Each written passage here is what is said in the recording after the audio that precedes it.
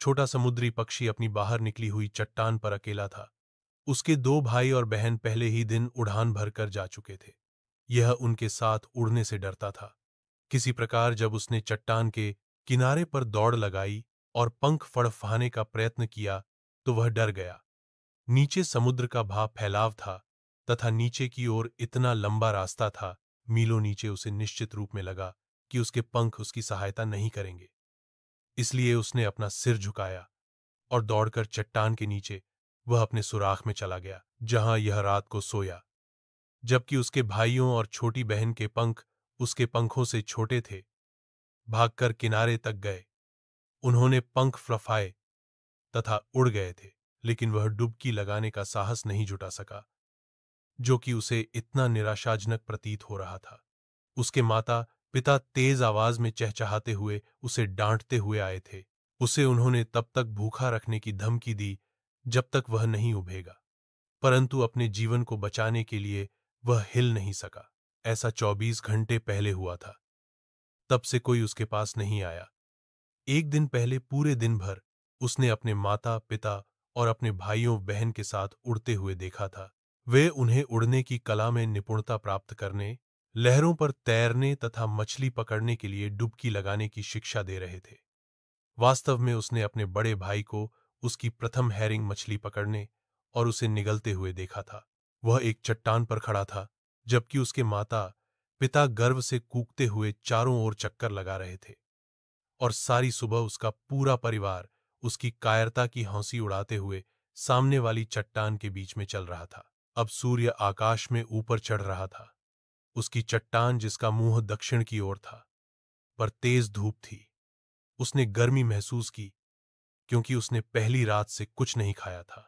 वह धीरे से चट्टान के किनारे पर गया और एक टोंग को पंखों के नीचे छुपाकर एवं दूसरी टोंग पर खड़े होकर उसने अपनी एक आंख मूंद ली, और फिर दूसरी ओर उसने सोने का बहाना किया।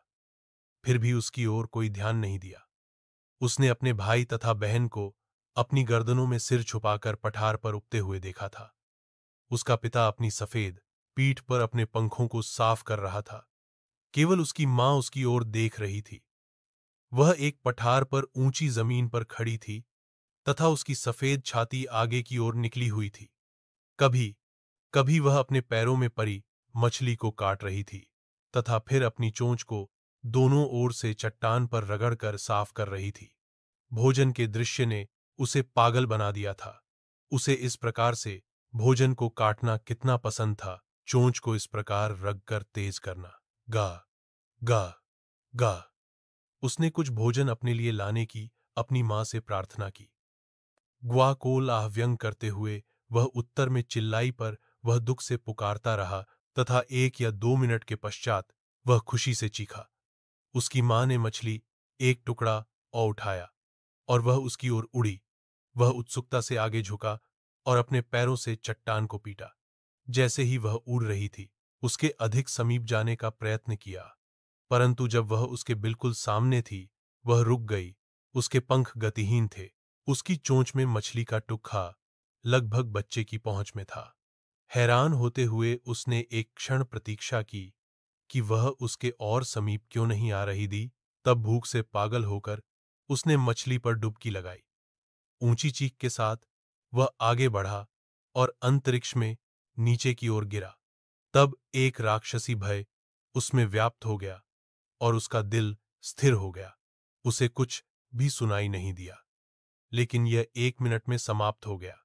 अगले ही क्षण उसने अपने पंखों को फैले हुए महसूस किया।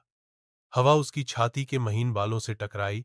तब उसके पेट के नीचे और पंखों के नीचे हवा महसूस की। उसने अपने पंखों के किनारों पर हवा कटती हुए महसूस की। अब वह सिर के बल नहीं गिर रहा था। यह धीरे धीरे नीचे की ओर तथा बाहर की ओर उड़ रहा था। वह अब भयभीत नहीं था। उसका सिर चकराने लगा था। फिर उसने एक बार पंख फफाए तथा यह ऊपर की ओर भाग गया। गा गा गा। कोलाह उसकी मां अपने पंखों से तेज करते हुए गुजरी। उसने मां को फिर चीखकर उत्तर दिया। फिर उसका पिता चीखते हुए उसके ऊपर से ऊगा। उसने अपने दो भाइयों और बहन को अपने चारों ओर घोड़े की भांति आगे कर तिरछी ऊपर उड़ती हुई तथा नीचे डुबकी लगाते हुए देखा। तब वह पूर्णतया भूल गया कि वह नहीं था, तथा वह तेज चीखता हुए आगे की ओर उछलकर ऊपर चढ़ने व डुबकी लगाने लगा। अब वह समुद्र के पास था। ठीक उसके ऊपर से वह उड़ रहा था। उसने विशाल हरा समुद्र अपने नीचे देखा तथा छोटे छोटे टीले उस पर तैर रहे थे, और उसने अपनी चोंच को दोनों ओर घुमाया तथा प्रसन्न होकर काय काय करने लगा। उसके माता पिता, उसके भाई और बहन इस हरे फर्श पर उसके आगे बैठे थे। वे उसे चीखते हुए बुला रहे थे। उसने डर से चीखते हुए तथा पंखों को फपफाते हुए फिर उसने हरे समुद्र पर उठने का प्रयत्न किया। उसके पंख इसमें डूब गए। वह भय से चिल्लाया, चीख मारी और अपने पंखों को फफाते हुए फिर से ऊपर उठने का प्रयत्न किया, किंतु वह थका हुआ था तथा भूख से कमजोर था तथा विचित्र अभ्यास से थक कर चूर था, और वह ऊपर नहीं उठ सका। उसके पांव हरे समुद्र में डूब गए थे। फिर उसके पेट ने उसे हुआ था। वह इससे अधिक नहीं हुआ, उस पर तैर रहा था तथा उसके चारों ओर उसका परिवार चीख रहा था, उसकी प्रशंसा कर रहा था तथा उनकी चोंच डॉग मछली के टुकड़े उसे भेंट कर रहे थे। उसने अपनी पहली उड़ान भर ली थी।